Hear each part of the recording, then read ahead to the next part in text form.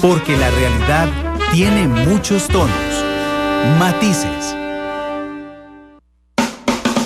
2:17 p.m. Don Víctor Morales Mora está con nosotros aquí en la cabina monumental. Don Víctor, bienvenido, ¿qué tal? Muchas gracias, don Randall, un gusto estar esta tarde aquí con usted y con su audiencia. Cuénteme qué pasó. Cuénteme usted qué pasó, don Víctor. Vamos a ver, claro, con mucho gusto hablamos del tema. A ver, vamos a tratar de, don Randall, como pues, disponemos de algún tiempo. Claro, te ¿verdad? de aquí a las 3:30. Ok, vamos entonces a aprovechar este espacio que usted nos ofrece para contextualizar las cosas, ¿verdad? Porque me parece que hay que ponerlas en el contexto, más allá de lo anecdótico.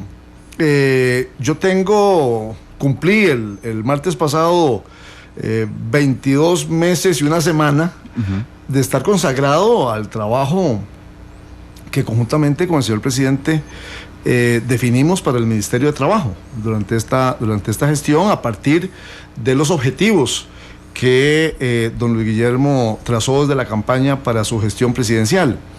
Y los resumo así. En el Ministerio de Trabajo pretendíamos básicamente lo siguiente. Por una parte, fortalecer todo lo que son las obligaciones de cumplimiento de la legislación laboral que se le asignan al Ministerio de Trabajo.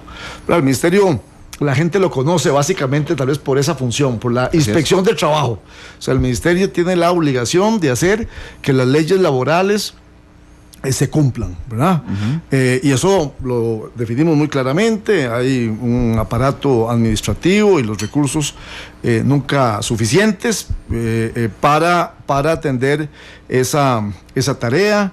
Nos preocupaban de manera particular temas como los vinculados con el pago de los salarios mínimos, de manera que se cumpliera con estas obligaciones a los trabajadores.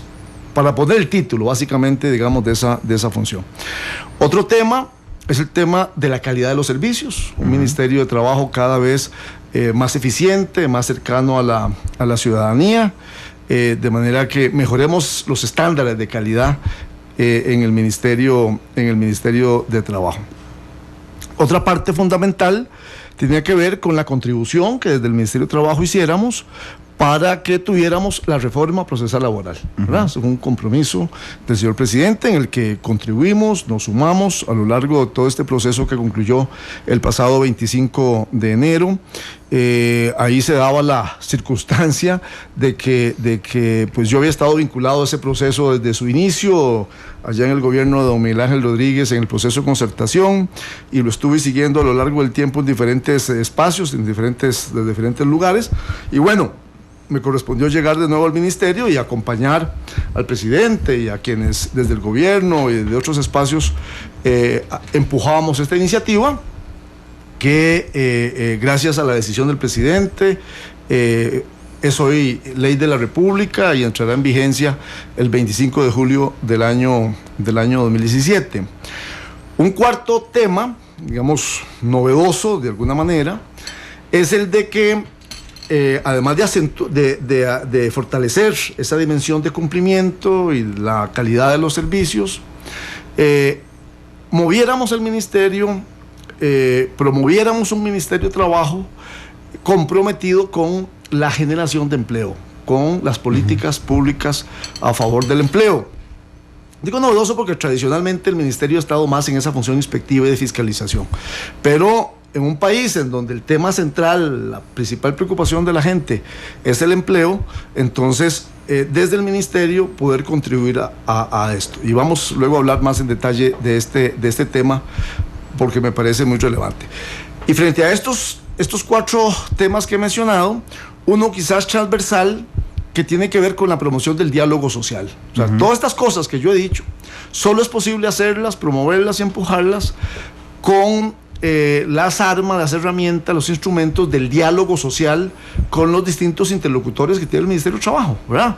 Los sindicatos, los empresarios, las cooperativas, las asociaciones solidaristas, en fin, todos los grupos organizados que se relacionan con el Ministerio. En este marco, Es entonces que arrancamos nuestro trabajo, ¿verdad? Ya yo había pasado por el ministerio, tenía conocimiento de la institución y una visión que coincide con lo que el presidente quería empujar, y nos metimos a trabajar en esta línea. Quiero referirme de manera particular al tema de la promoción del empleo, ¿verdad? Porque ese es el tema, me parece fundamental, un tema central. La promoción del empleo la concebimos en el sentido de que no es que el ministerio va a crear los puestos de trabajo, el ministerio no tiene esa posibilidad, sino que el ministerio asumía un liderazgo para que en conjunto con otros ministerios, con otras instituciones, poder, número uno, cuajar, cristalizar una política y una estrategia que fue la que presentamos el 14 de agosto del año 2014 en la aduana, con el presidente de la República, en ese momento con el ministro de Economía, que contenía, digamos, los elementos de política y de estrategia claves para esto. En este documento y en esa política, nosotros identificamos entonces muchos temas que son relevantes en cuanto al trabajo al que hemos estado consagrados durante estos 22 meses, casi 2 años. Uno es la definición de que el empleo que necesitamos generar, el empleo de calidad que necesitamos generar, es un empleo que se genera en el sector productivo, en el sector privado. O sea, el aparato estatal en realidad ya no tiene capacidad de generar los puestos de trabajo que en el pasado generó, sino que ahora pues están focalizados algunos sectores, educación, seguridad, etcétera. El empleo hay que generarlo en el sector privado, en el sector productivo. Y por lo tanto hay que construir alianzas público-privadas, hay que construir procesos de diálogo con los actores productivos. Actores productivos sean la empresa transnacional que viene a instalarse en la zona franca, sea la empresa de capital nacional que opera o que se quiere instalar en el país, sea la empresa cooperativa que funciona o que quiera organizarse, o sean los emprendimientos que hay en el Golfo de Nicoya o en Talamanca, en donde sea, ¿verdad? Entonces es un conjunto de actores que hay que empujar. En esa línea, entonces definimos el que hay que construir mesas de diálogo, procesos de construcción con los sectores, y además, desde luego, identificamos expresamente, quedó recogido en el documento, lo que tiene que ver con la promoción de lo que estábamos entendiendo por economía social, ¿verdad? Son elementos que empezamos a empujar y se crea en el ministerio incluso una dirección dirigida a este tema, y el tema se le encarga a uno de los viceministros.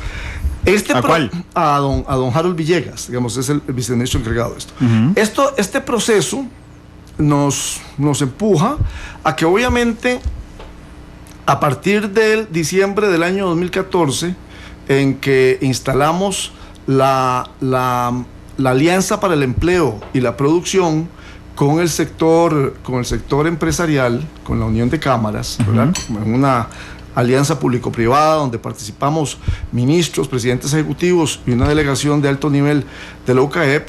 Ahí empezamos un proceso muy rico de trabajo, de construcción, de atender temas concretos. El señor presidente recoge esto en un decreto que crea los consejos de competitividad y de innovación, y además la Alianza para el Empleo, y la coordinación de esa alianza se le encarga al ministro de Trabajo para que con estos otros funcionarios avancemos en un trabajo articulado, armonioso, de mucho compañerismo. Yo creo que ese es un proceso que funciona, y ya viene dando frutos y debe seguir funcionando. A la par de eso, obviamente, también intentamos hacer trabajo con otros sectores, por ejemplo, con los sindicatos. El año pasado intentamos montar lo que denominamos la Mesa Sindical para el Empleo y la Producción. Lamentablemente no pudimos concretarla, ¿verdad? En el mundo sindical pues ha habido diferencias entre sectores, y al final no logramos construir la agenda que queríamos construir y se nos diluyó, digamos, esa iniciativa. En estos momentos estábamos planteando otro tema importante que tiene que ver con una mesa tripartita de alto nivel, empresarios, sindicatos y gobierno, para atender el tema de la informalidad, que es otro tema fundamental, ¿verdad? Así como hay que crear empleos formales, hay que generar política pública para reducir el acelerado crecimiento de la informalidad, que forma parte de la política que estamos armando. Lamentablemente, ahí hemos tenido también algunas dificultades con algún sector sindical, en el sentido de que no habíamos todavía la semana pasada logrado completar la integración de esta mesa, ¿verdad? Entonces, con esto quiero decir desde mi gestión como ministro, hemos empujado un proceso de diálogo, de construcción de acuerdos con sectores para avanzar en estos temas. Pero también, a la par de esto, el gobierno definió desde el principio de su gestión, dentro de una política coherente, digamos, de gestión de los recursos públicos, que así como había que impulsar nuevos impuestos y reforma fiscal, también había que atender temas donde habían evidentemente excesos y abusos. Y uno de esos temas es el tema de las convenciones colectivas. Okay. El gobierno define una política de denuncia de convenciones colectivas y en el ministerio opera el mecanismo de control, digamos, de los proyectos de convenciones que se van a negociar, y empezamos nosotros a impulsar este proceso, que nos ha llevado a que hayan denuncias de convenciones colectivas por una parte, y por otro lado el que las instituciones entren en procesos de negociación. En este paisaje que he pintado someramente, generalmente, en esos breves minutos, Randall, lo que quiero es identificar el conjunto, digamos, de intereses con el que hemos entrado en contacto. Don Víctor, lo que usted quiere identificar, y por eso me interesaba dejarlo contextualizar, es por qué usted le cae mal a los sindicatos. Eso es lo que intentó contextualizar en español, don Víctor. A ver, no necesariamente así, don Bueno, Randall. Tal vez les caiga bien, pero sí, pero no lo querían. Bueno, vamos a ver un poquito el tema, cómo yo lo leo. Entonces, ciertamente, no con todo el movimiento sindical, yo diría que fundamentalmente, pues con algún sector del movimiento sindical, sobre todo el sector que está aglutinado en Patria Justa y que lidera don Albino. Ahí ha habido pues malestar con la gestión que yo he impulsado, a partir de varias cosas que van desde este tema que estamos planteando de el impulso y la atención desde el ministerio a la política del gobierno de denuncia de convenciones colectivas. Pero además hay un hecho ahí también muy particular con la gente de Limón, que tiene que ver con la huelga del año pasado, de la huelga del 2014, y el año pasado, el 14 de septiembre del año pasado, el ministerio emitió un criterio jurídico, ¿verdad? Un criterio jurídico, en donde, en resumen, a raíz de una consulta de la municipalidad de Montes de Oca, en razón de que el proceso de negociación de su convención colectiva se había suspendido hacía como 10 años y la convención seguía vigente, ese criterio jurídico lo que terminó planteando es que las convenciones, el proceso de negociación de una convención no puede ser eterno, sino que si una de las partes se levanta de la mesa, y el criterio estableció que en un plazo de 30 días, sin que se reanudaran las convenciones y hubiera ánimo de negociación, entonces esa convención tenía que darse por finalizada. Eso molestó, irritó muchísimo al movimiento sindical en general, pero creo que de manera muy particular y vehemente a este sector, ¿verdad? Porque consideraron que con eso la política que estábamos impulsando desde el ministerio era prácticamente la de eliminar o anular las convenciones colectivas. No es esa la política que nosotros hemos estado impulsando, sino que es una política dirigida a establecer los controles y establecer las regulaciones para evitar los abusos y los excesos. Nosotros desde el Ministerio, desde luego que reconocemos que nuestra legislación, nuestro ordenamiento jurídico, la Constitución, los convenios, las leyes, reconocen la existencia de las convenciones y los efectos jurídicos que sus contenidos tienen, ¿verdad? Entonces ahí no hay ninguna duda. Es, digamos, a la política que nosotros hemos venido impulsando. Pero, don Víctor, sí. para llegar a esta semana, ok, usted nos deja claro en esta contextualización, insisto, es por eso que lo dejé hacer la contextualización, que tiene que ver con que estaba enemistado, usemos esa frase, con un sector sindical muy fuerte, que es el de Patria Justa, por dos cosas. Primero, por la negociación que tenían, o el acuerdo que tenía el Ministerio de Trabajo con los empresarios para la generación de empleo, también con el tema de las convenciones colectivas, y ahí pasa. Hagamos paréntesis en eso, ahorita lo retomamos. Ok.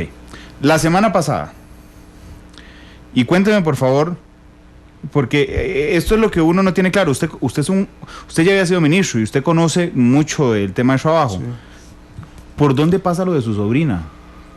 ¿Cómo usted no se da cuenta de lo de su sobrina? Y ahorita volvemos a lo del tema sindical más adelante porque me interesa tocarlo en otro momento, ¿no, Víctor? Sí, claro. ¿Por dónde pasa lo de su sobrina? Claro, no, con mucho gusto.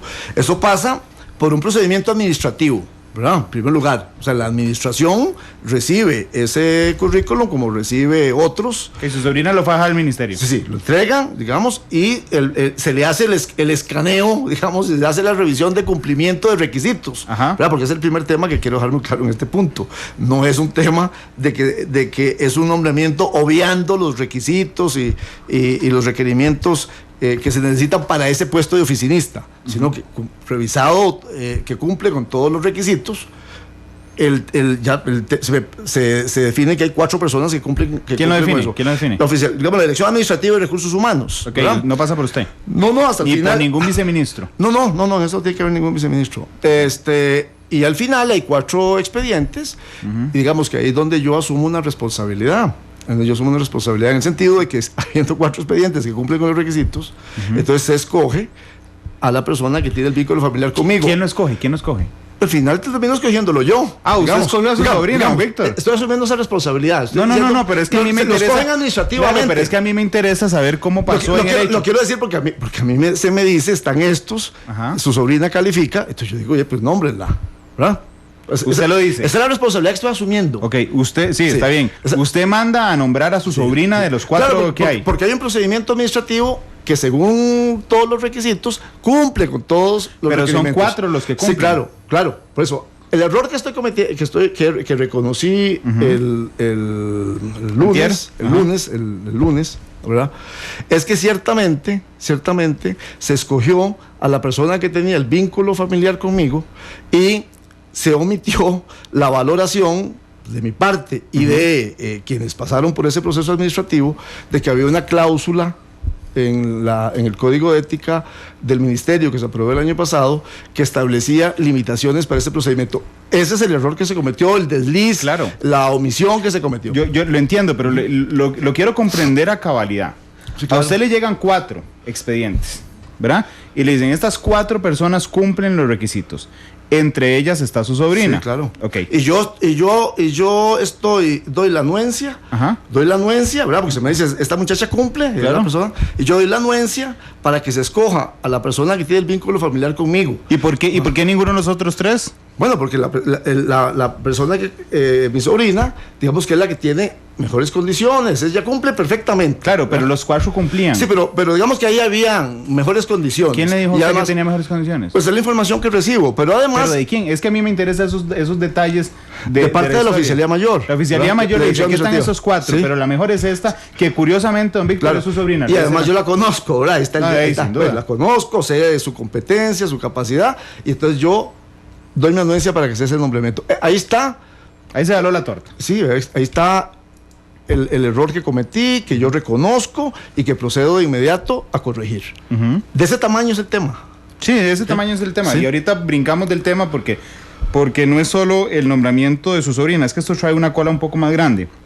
Ok, usted escoge a su sobrina. ¿Usted escogía a todo mundo que se contrataba en el ministerio? No, en realidad se trata de la persona que va a trabajar en la recepción de mi despacho, porque la persona que estaba ahí se retiró. Entonces, en virtud de eso, él se me hace la consulta, ¿verdad?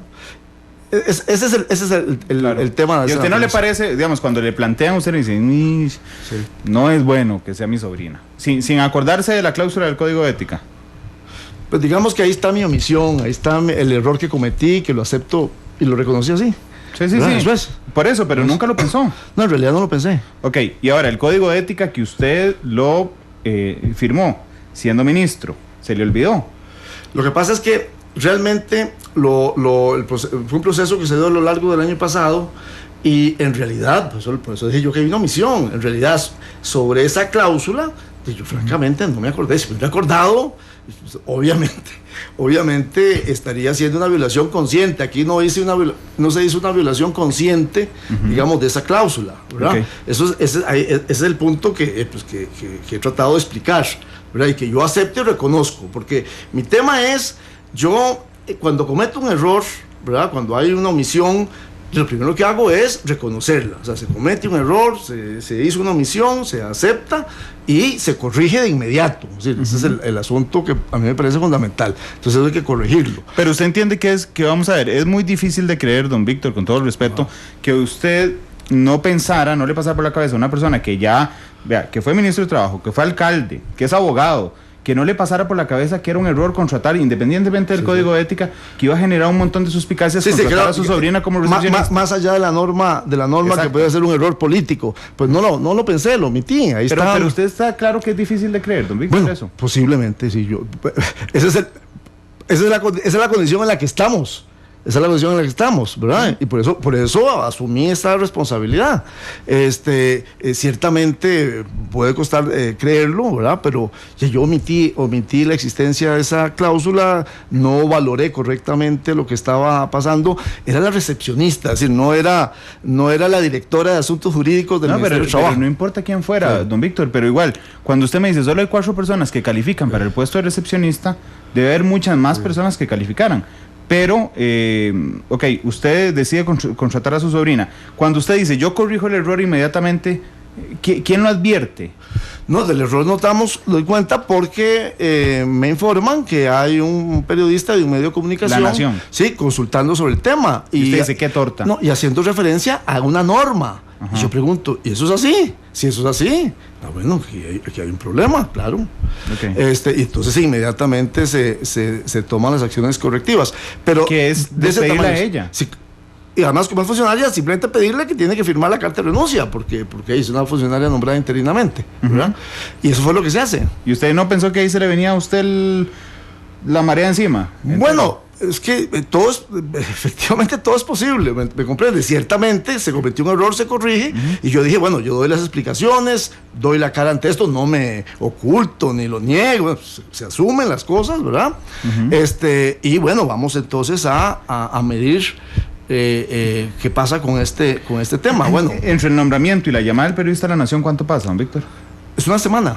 Y dígame una cosa, está en el Ministerio de Trabajo, es que yo quiero ubicar esto. Sí. Nadie del Ministerio de Trabajo, el director jurídico, el de Recursos Humanos, el oficial mayor, nadie le dice lo de la norma, nadie le advierte a usted que se haga una torta, don Víctor. No, y tengo que decir que nadie me advierte de ese tema. Oye, imagínese cómo van a las inspecciones de trabajo estos muchachos. Yo me entero cuando me informan. Pero bueno, lo que quiero llegarle es a que ciertamente entonces se reconoce la existencia de esa omisión, de ese error, de esa atención, de esa disposición, y se procede a tomar las medidas correctivas.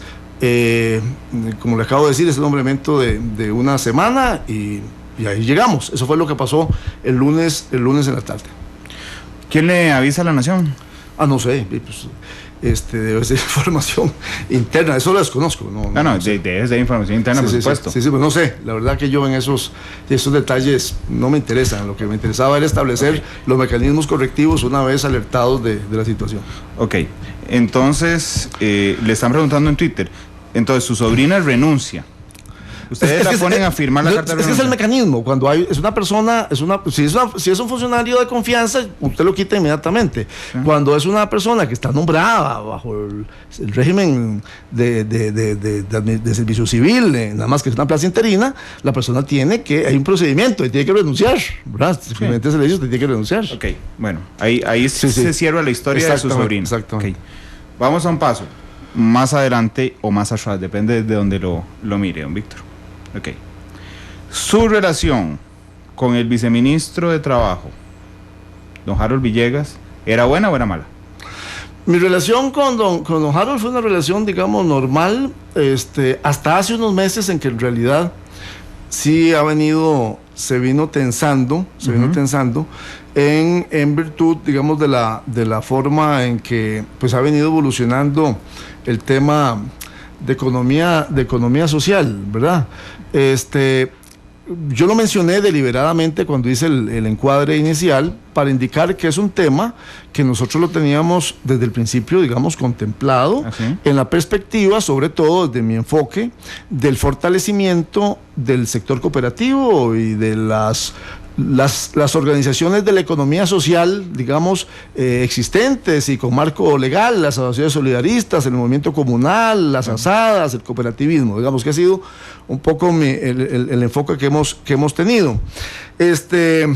El año pasado, entonces, pues un poco en relación con el interés de realizar una serie de eventos, de actividades, yo planteaba que más bien había que orientarse a fortalecer lo que teníamos y sobre todo a través de una política pública muy clara de fortalecimiento del sector cooperativo. Entonces digamos que ha habido alguna tensión en los últimos tiempos, pues creo yo hasta el punto de que don Harold llegara a considerarme como parte del grupo de la gente que obstruye y se opone al desarrollo del sector de economía social, cosa que no es así. ¿Y dejó de hablarle? Bueno. No. Hemos mantenido relación con la comunicación institucional. ¿Usted cree que don Harold Villegas pudo haber filtrado esta información? No, yo no puedo afirmar eso. No, que si usted cree, yo no, si usted sabe. No, yo no me atrevo a afirmar eso. Eso puede haber salido de cualquier parte. Ok, eso también le generó roces con su tocayo, Víctor Morales Zapata. Bueno, defensor de la economía solidaria completamente. Bueno, con don Víctor Hugo Morales Zapata no tengo relación, contacto desde hace muchísimo tiempo. ¿Por qué? Al puro inicio. Bueno, porque no ha habido ocasión de hacerlo.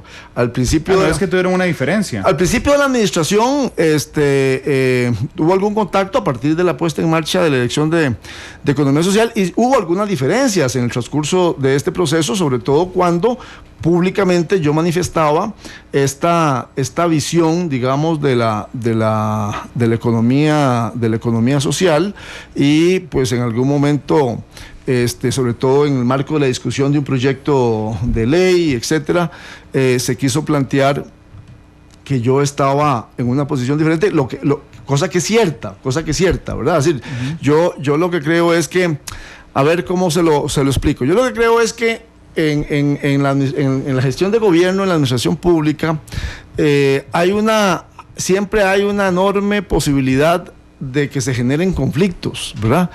Entonces hay que hacer un esfuerzo para gestionar el conflicto, de modo que usted al final de cuentas pues eche los pleitos que sean estrictamente necesarios para avanzar en el logro de los objetivos del gobierno que usted tiene. Sí. A mí el conflicto alrededor del tema de economía social con algunos sectores, como por ejemplo con el sector empresarial, con el sector productivo, me parecían absolutamente innecesarios. Me parecía que habían otros temas, por ejemplo al principio del gobierno tuvimos diferencias con el liderazgo empresarial alrededor de la reforma procesal laboral y esas diferencias a mí me parecían absolutamente válidas y eso había que hacerlo y discutir y aclarar porque estábamos alrededor de un tema estratégico fundamental, pero un conflicto alrededor del tema de la economía social cuando habían otras rutas y otros mecanismos para fortalecer y coincidencias incluso con el sector privado en este tema, como es por ejemplo fortalecer las organizaciones que tienen un marco legal vigente como el cooperativismo, el solidarismo, me parecía absolutamente innecesario y alrededor de esos diferentes enfoques ciertamente ha habido diferencias. Ok, con don Víctor, con don Harold, ¿verdad? con los sindicatos, particularmente Patria Justa. Ahí Sí. tiene, don Víctor Morales, su tocayo, es muy cercano al presidente Solís. Bueno, ahí es un secreto. ¿Usted es muy cercano a Otón Solís? Yo soy amigo de Otón Solís. Sí, hay algunos inclusive que dicen que usted era, y le pregunto, los ojos y los oídos de don Otón en el Consejo de Gobierno, don Víctor. No, yo no soy eso.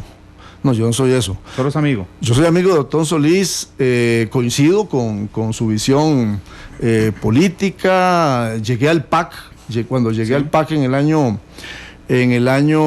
2005, sí, 2005, luego fue en el contexto de la campaña electoral en que don Otón era candidato y coincido con su visión de desarrollo del país y con los fundamentos éticos sobre los cuales se ha construido el partido, pero eso último que me está usted diciendo ¿Usted no le pasaba información sobre lo que pasaba en el Consejo de Gobierno? No, yo tengo principios y valores básicos fundamentales de lealtad. Yo soy ministro del presidente Solís, claro, y soy leal con el presidente Solís. O sea, yo no ando generando acciones que no se correspondan con eso. Eso lo tengo absolutamente claro. Ok, en el ínterim, entre la publicación del diario La Nación y su renuncia, don Otón habló con usted. Yo conversé con don Otón el lunes en la noche. El lunes en la noche conversé con el presidente Solís, a quien le conté el tema. Y después de la conversación con el presidente Solís, llamé a don Otón, porque en realidad no había hablado con nadie, ¿verdad? Después de lo que le había pasado. En ese momento, don Otón me contó que recién lo habían llamado de la Nación y que le había dado una respuesta. Bueno, yo igual le conté lo que había sucedido. ¿Por qué a don Otón? Entiendo por qué llama al presidente, es su jefe, pero ¿por qué a don Otón? Bueno, pues también porque me parece que pues Otón, aparte de esa relación de amistad y de coincidencia política que tenemos, me pareció importante que él como diputado y como persona que siempre ha tenido una posición pues muy crítica y muy clara con respecto a estas cosas, también estuviera enterado, dado que el presidente pues me planteó su preocupación por el tema y que era importante ver cuáles eran las reacciones que habían al día siguiente. Entonces tomé esa decisión, igual que hablé con don Sergio Alfaro. Ok, entonces habló con 3 personas. Sí, con don Sergio, con don Luis Guillermo y con don Otón. Ok, eso representa además dónde tiene usted ubicadas esas 3 personas, ¿verdad? Don Otón le planteó ese día o antes en algún momento ser precandidato del PAC, don Víctor. ¿A quién? ¿A mí? Sí. No, a mí don Otón no me ha hablado de ser precandidato del PAC. ¿Y no quiere ser precandidato del PAC? Mire, yo en realidad durante 22 meses y una semana, lo que tuve en mi cabeza, claro, y en mi corazón fue el trabajo en los términos en que le estaba hablando al principio. Yo creo que puede ser que en virtud de la proactividad, del entusiasmo, de las ganas que uno le pone en las cosas que hace, alguna gente creyera que es que detrás de mi trabajo y de mi motivación habían otros intereses de carácter electoral y político. Sí. Yo tengo que decirle que no es así. Yo he estado consagrado a eso, ¿verdad? Y tenía toda la intención de seguirlo haciendo hasta que el presidente lo decidiera. De manera que yo no he andado promoviendo ni incentivando proyectos electorales a mi favor en estos 22 meses y una semana que he estado en el ministerio. ¿Qué le dijo don Otón cuando le contó? ¿Qué le aconsejó? No, lo que me dijo fue, lo que me comentó fue lo que acababa de decirle al periodista del diario La Nación. Pero no le dijo, mira Víctor, sí es una torta, mejor andate. No me dijo eso, me dijo, acabo de decirle a La Nación, claro, ¿verdad?, que se cometió un error y que lo importante es que se corrigió de forma inmediata, que fue la declaración que salió el día siguiente en el periódico. Eso fue lo que me dijo, únicamente. Ya nos quedamos. El presidente Solís, ¿qué fue lo que le dijo? Nos adelantó un poquito ahorita, pero ¿qué fue lo que le dijo el presidente? No, fue una conversación muy rápida porque él estaba en Nueva York. Sí. Yo lo llamé y yo le conté lo que había pasado, ¿verdad? Él me dijo que le había pedido a Sergio Alfaro que conversáramos, que le pusiera al tanto del tema y que que era un tema que él consideraba sensible y que había que ver entonces cómo iba esto a evolucionar, que estuviera en contacto al día siguiente. ¿Cuáles iban a ser las reacciones? Le dijo. No, ¿cómo iba a evolucionar el tema? No me habló de reacciones. ¿Cómo va a evolucionar el tema? Y que pues, yo lo valorara. Yo tengo que decirle que lo sentía él preocupado por el tema, ¿verdad? Y por eso yo realmente el día martes estuve pues, realmente pensando mucho cómo iba a evolucionar y qué decisión iba a terminar tomando al final del día. Que usted lo reflexionara, que usted pensara qué decisión tomar. Él no le pidió la renuncia. No, me pidió que reflexionara, que pensara en el tema, en las consecuencias, y realmente me metí todo el día martes en ese proceso hasta llegar a la conclusión a la que llegamos en horas de la tarde. ¿A la que llegó usted o llegó con alguien más? Pues mire, básicamente yo con mi esposa, ¿verdad? Y luego socializada con don Sergio Alfaro. Don Víctor, ¿usted no cree que le pusieron una cama cuando le metieron en esos 4 expedientes el de su sobrina? Pues mire, yo en realidad no me he puesto mucho a pensar en bueno, esas... Vámonos a pensar, nos quedan 40 minutos, mire, don yo Víctor. No me he puesto a pensar mucho en eso. Lo que sí he tenido claro es, don Randall, lo siguiente, yo tengo, como lo mencionó usted ahora, tengo una larga trayectoria, una larga historia de servicio público. A veces tengo la impresión que me falta malicia indígena, ¿verdad? ¿A usted? No, Víctor. Malicia indígena en ese sentido, de no Víctor, ponerme a pensar en camas y cosas de ese tipo. No, yo me dedico a trabajar. Digamos, mi actitud es esa. Yo me dedico a trabajar. Pero es al que ponen a negociar con los sindicatos y los empresarios. Pero le falta malicia indígena. En ese tipo de espacios sí tengo toda la malicia del mundo. Pero quiero decirle, no voy a andar viendo quién quiere ponerme una trampita, dónde...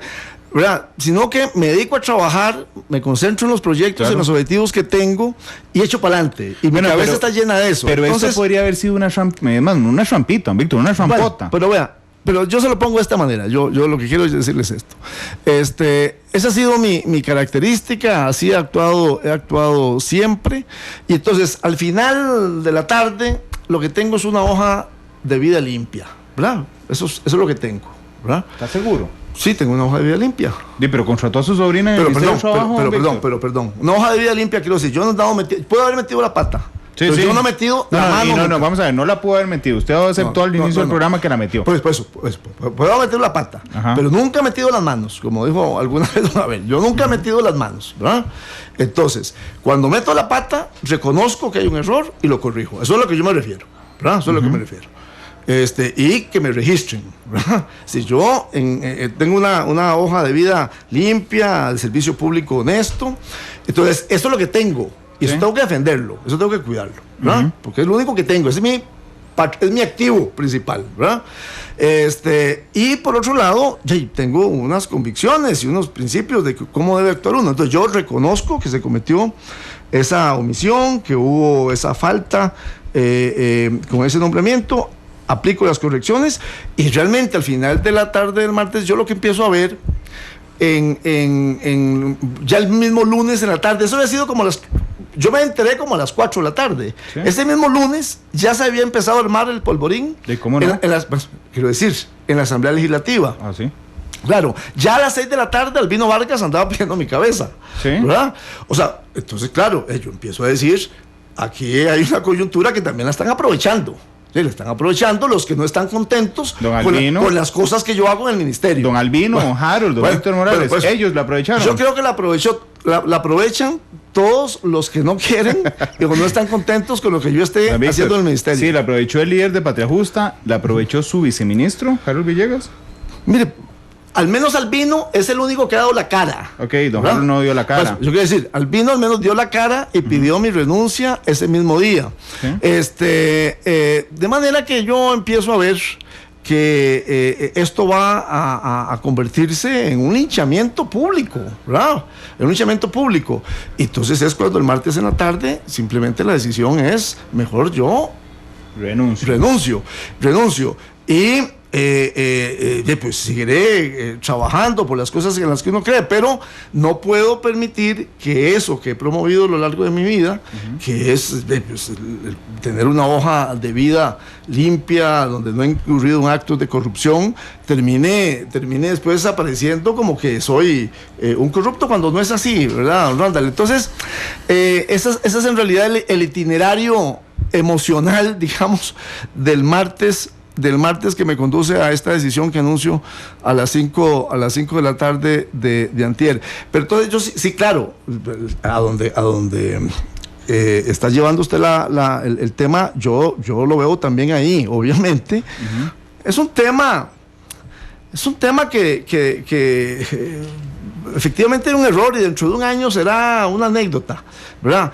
Pero es aprovechado, obviamente, por gente que no está contenta con la gestión por la política que yo tengo. Yo tengo una política clara, sí, de controlar las convenciones colectivas, y en ese grupo sindical que lidera don Albino, ahí está la gente de Recope o la gente de Habdeba, claro, que no están contentos con lo que yo estoy haciendo y con lo que estoy impulsando. Uh-huh. Pues ahí también intereses decir, bueno, hay que promover que este señor se vaya en forma inmediata. Don Víctor, yo tengo claro que lo aprovecharon después, que yo vi la foto de don Albino ahí pidiendo su cabeza, pero la pregunta original era si usted creía que le pudieron haber puesto una cama poniéndole a la sobrina en los cuatro expedientes, y usted cayó redondo.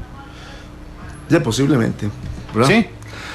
La verdad, le confieso, yo no quiero... Me acaba de decir posiblemente, sí, don Víctor, no se retracta. No, pues, no estoy retractándome, don Randall, es que no quiero entrar ahí, ¿verdad? No quiero... Yo sí, don Víctor. Sí, no, yo entiendo. Sí, por supuesto que yo sí. Yo le entiendo. Y yo le agradezco que haya accedido, pero vamos a caer donde yo le pregunte que caigamos, si a usted le parece. Claro. Usted me acaba de decir, posiblemente, ¿usted cree posible que le pusieron una cama? Todo puede ocurrir. No, Víctor, pero me acaba de decir posiblemente. Ocurrir, es que ya empezó a suavizar el tema. No, todo puede ocurrir. Yo no lo quiero llevar, digamos, a ese terreno. Donde quiero poner esto es en el terreno en que me parece que uno está en la función pública para trabajar y consagrarse, claro, Víctor, los objetivos que tiene. Yo entiendo eso, pero yo sí lo quiero poner en ese terreno. Todo, pues entonces permítame dejárselo en... Todo puede ser posible. No, me quedo con el 8, posiblemente, me dijo. Todo puede ser posible. No, pero es que me dijo posiblemente. Bueno, dejémoslo ahí. Pero lo que más me importa, don Fernando, libremente, ya no es ministro, don Víctor. Mire, lo que a mí más me importa es el que podamos establecer claramente que desde el Ministerio de Trabajo veníamos impulsando programas, políticas, acciones que generan reacciones negativas en sectores, y esas acciones y esos programas están inspirados en la política del gobierno de servirle a la gente, a la mayoría, no que pequeños grupos se prevalezcan de los recursos públicos para beneficios personales, que se imponga el bien común por encima del bien particular, y en esa línea hay que seguir trabajando el tema de las convenciones colectivas. En fin, hay que seguir en esa dirección. Y mi decisión entonces responde a partir de la pregunta suya inicial, yo tengo que cuidar mi honorabilidad, mi hoja de vida, mi trayectoria, y no permitir que se monte pues, un circo y que conmigo quieran limpiar el piso, como dije otro día, sino que tampoco estoy yo pegado ahí, ¿me comprende? Sí, yo le entiendo eso perfectamente, pero lo que pasa es que yo siempre he creído que usted es un hombre audaz. Inclusive, las veces anteriores que vino a Matices, que hemos discutido, sí, claro. La primera vez discutimos bastante, no fuerte, pero discutimos bastante durante hora y media. Don Víctor, siendo un hombre tan audaz, por eso le pregunto si no detecta a esta altura que podría ser claro que le pusieron una cama metiéndole a su sobrina en el expediente, y usted efectivamente cayó.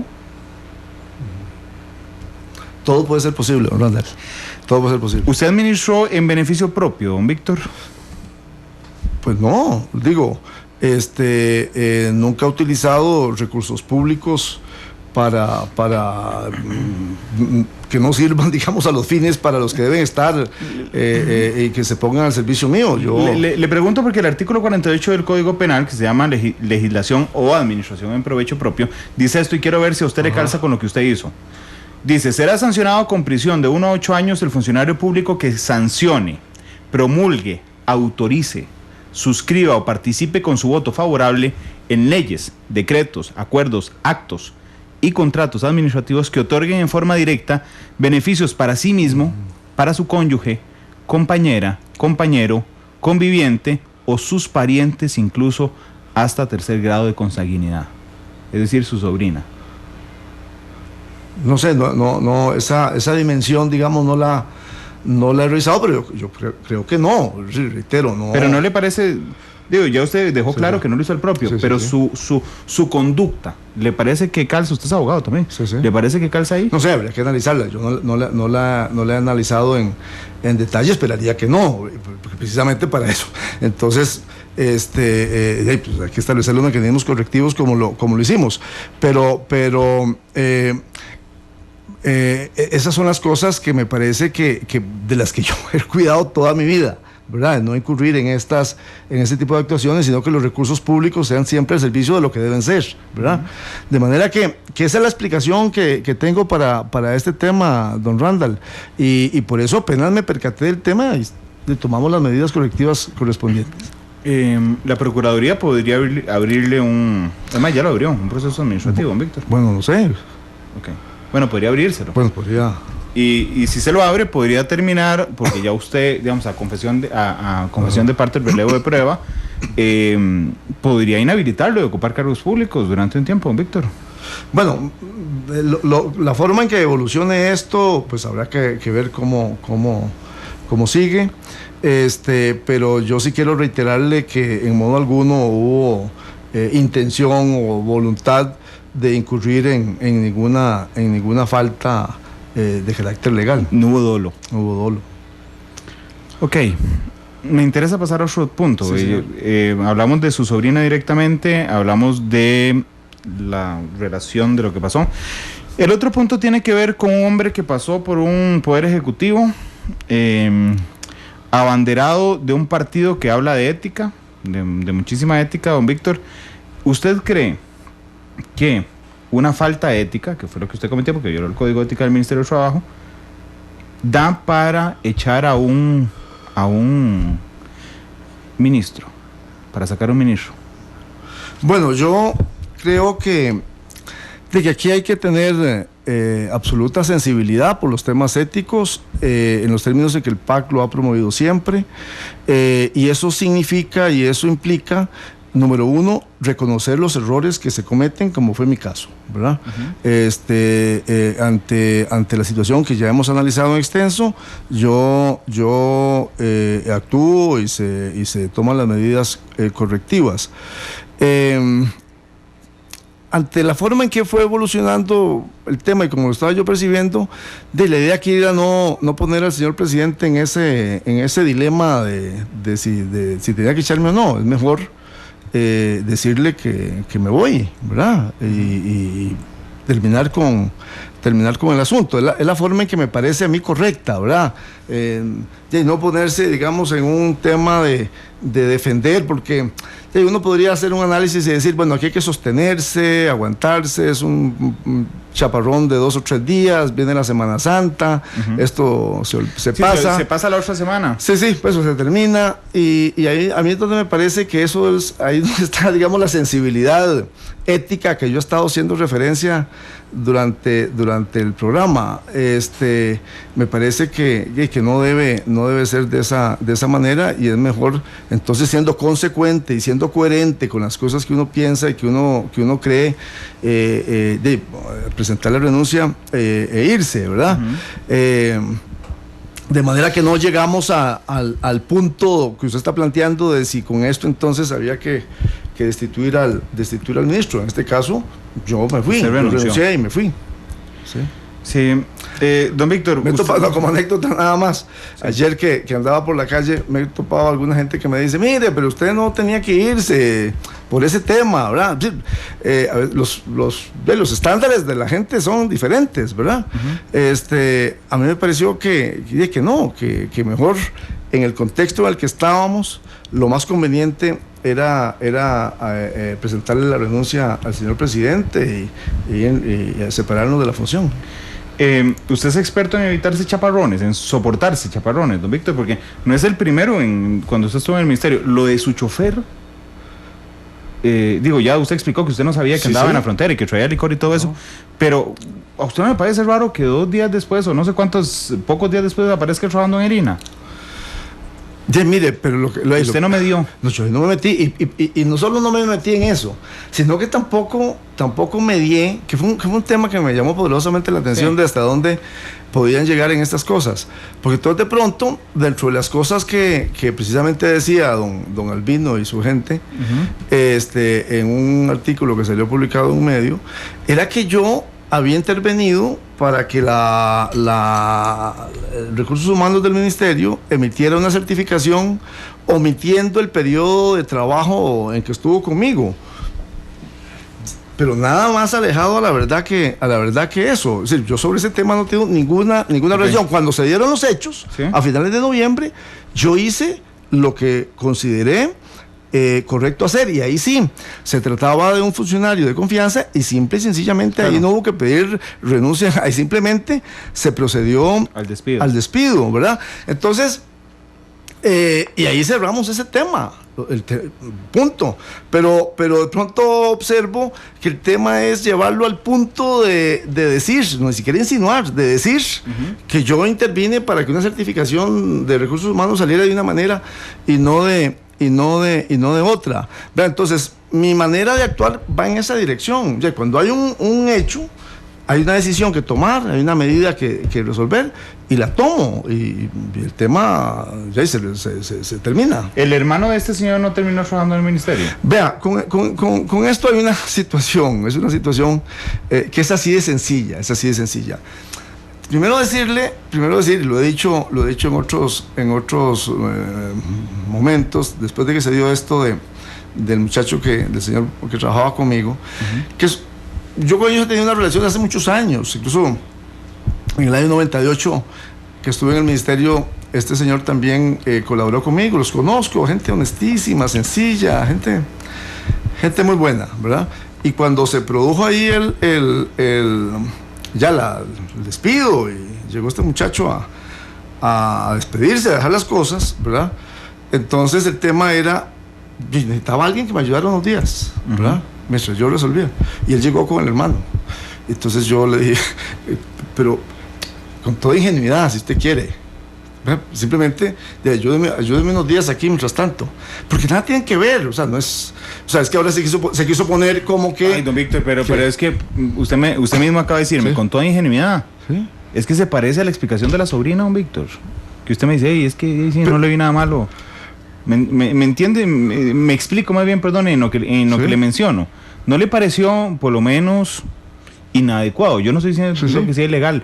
Inadecuado dejarse al hermano ahí trabajando.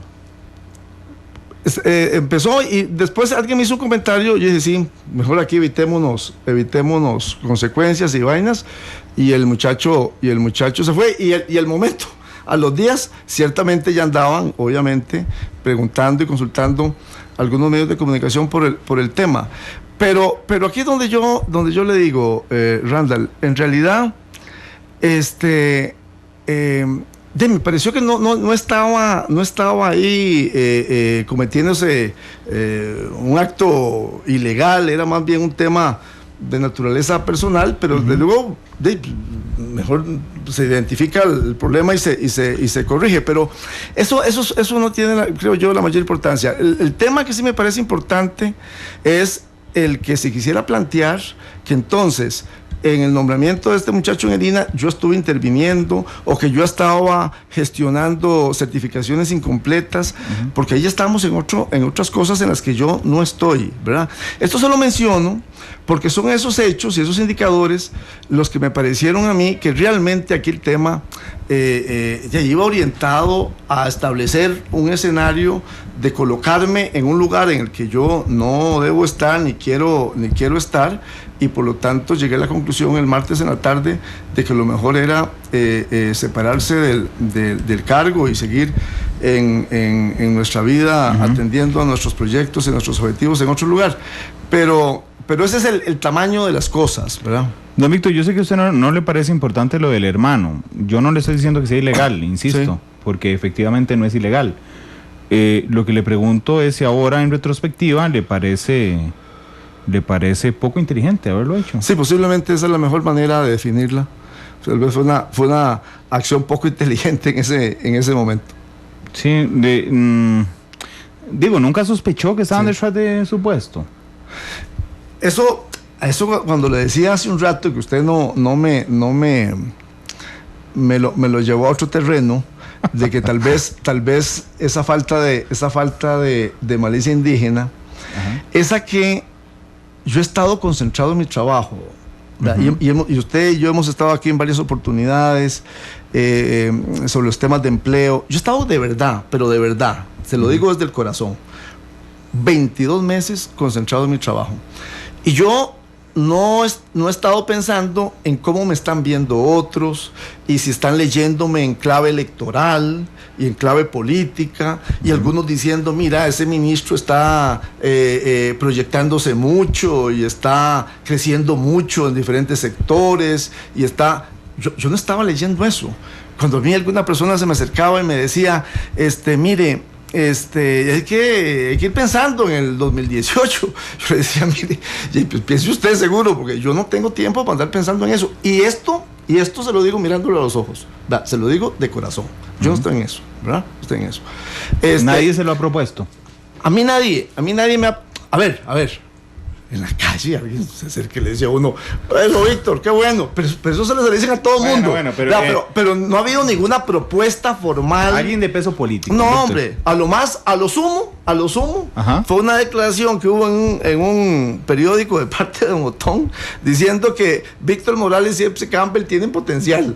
Eso bueno, pero don Víctor, por el fundador de un partido, eso es lanzarlo a la arena. Pero mire, bueno, seguramente, yo eso lo dejé ahí. ¿Usted no le preguntó a Otón, no, siendo tan amigos? Pero no le pregunté. No, pero no le pregunté por qué dijo eso. No le pregunté. Ay, mire, no le pregunté, don Randall, no le pregunté. Bueno, si usted le ofrecieran una precandidatura para 2018. Pero quiero decir lo siguiente, nada más, quiero decir lo siguiente. Y es que, pues que usted cuando usted me hacía la pregunta, entonces yo, desde luego que viéndolo en retrospectiva, claro, yo también eso lo pongo en eso lo agrego al cóctel, ¿verdad?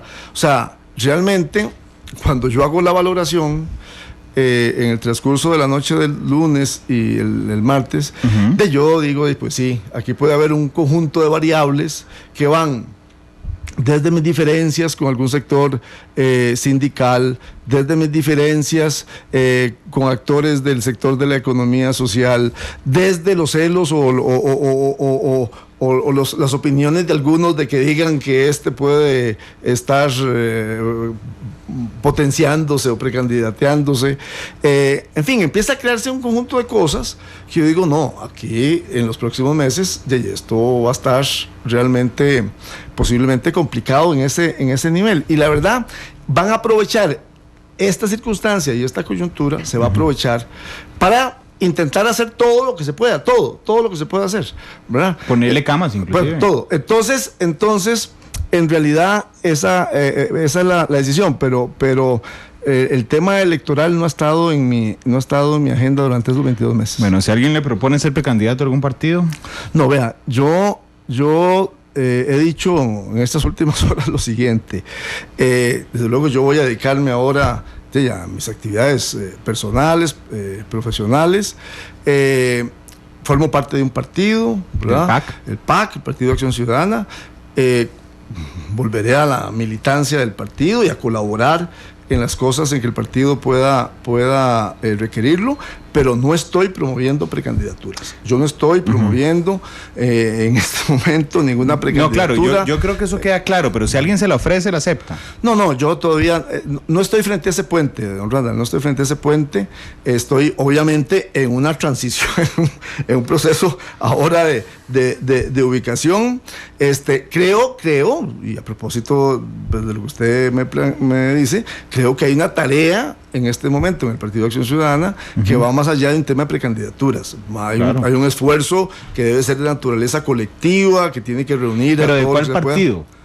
Del Partido de Acción Ciudadana. Bueno, pero es que ese partido está dividido en varios partidos, don Víctor. Bueno, pues yo creo que hay que hacer un esfuerzo que permita unir a las diferentes partes de ese partido. Sí, del lado, o sea, ¿con quién va a trabajar? ¿Del lado de don Otón en el partido o del lado del presidente Solís el presidente Solís no puede tener injerencia política, de Víctor Morales Zapata en el PAC? Yo lo que creo como una opinión absolutamente en borrador, es decir, sin haberla pensado mucho, porque no tiene tiempo mejor pensar en política. Mejor que no la haya pensado y así le sale el corazón, Víctor. Sí, vea.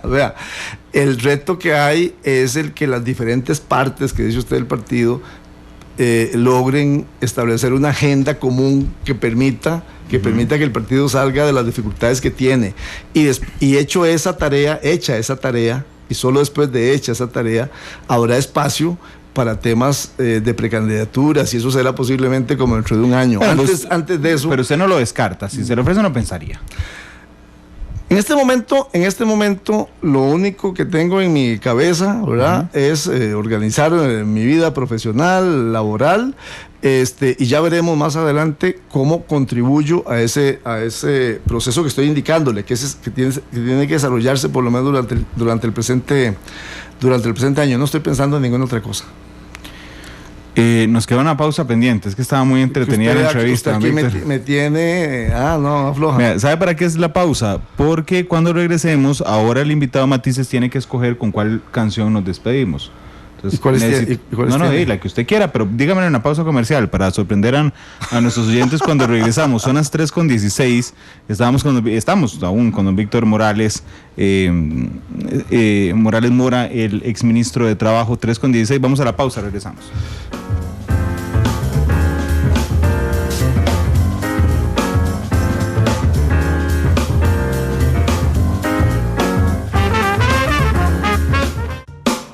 Analizamos los tonos de la actualidad, exploramos sus contrastes, matices.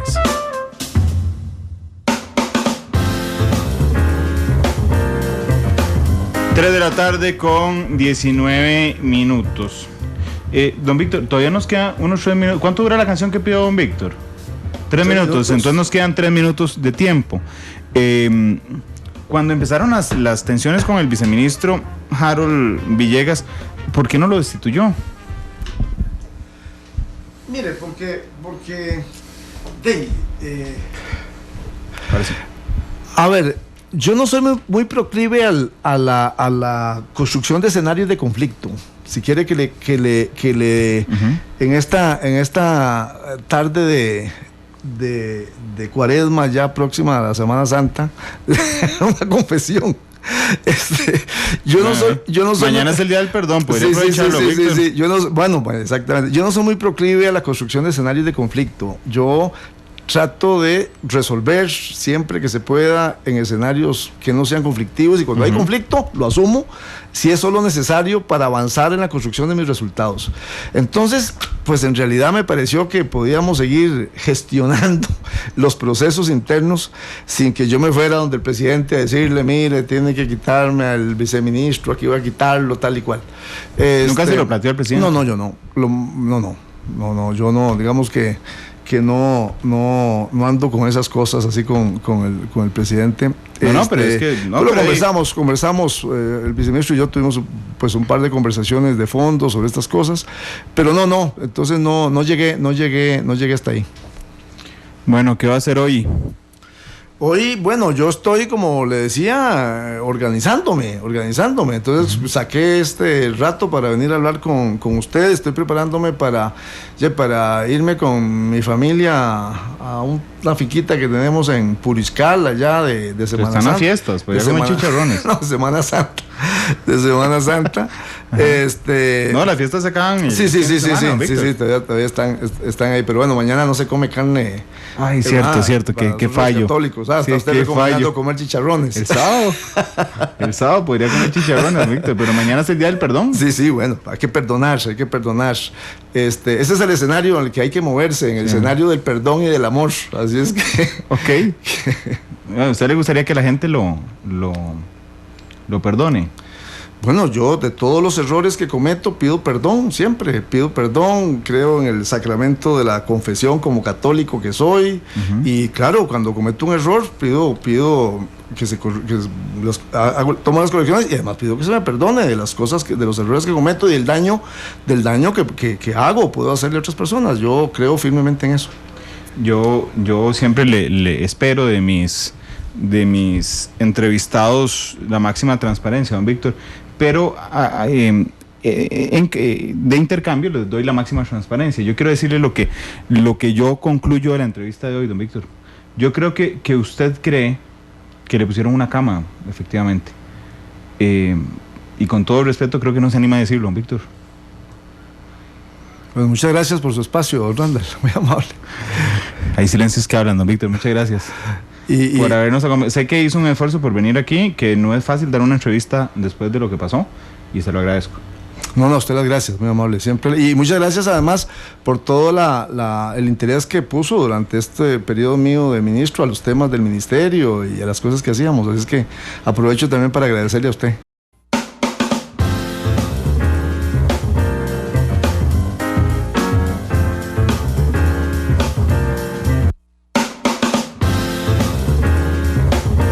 Todas las perspectivas, cada punto de vista. Exploramos la realidad y cada uno de sus tonos. Esto fue Matices por Radio Monumental.